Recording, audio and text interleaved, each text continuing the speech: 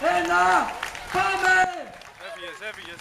Συγχαρητήρια σε όλους, ένα χειροκρότημα από όλους εμάς για την προσπάθεια που θα πραγματοποιήσουν οι 337 ποδηλάτες.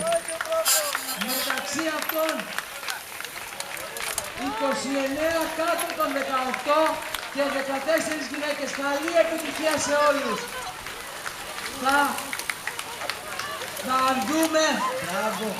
Θα δούμε, η ουρά είναι ατέλειωτη. Πραγματικά είστε καταπληκτικοί όλοι. Η ουρά είναι ατέλειωτη.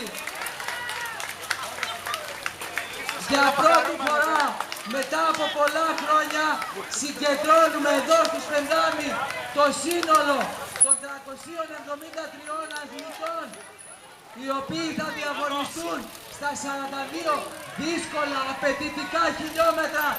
Θυμηθείτε το και χρησιμοποιήστε όλους τους σταθμούς που θα περνάτε. Μπράβο, συγχαρητήρια για όλους, συγχαρητήρια σε όλους.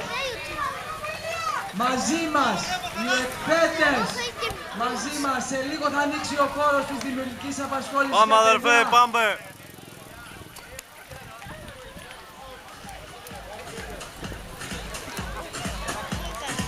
Μπράβο σας, συγχαρητήρια.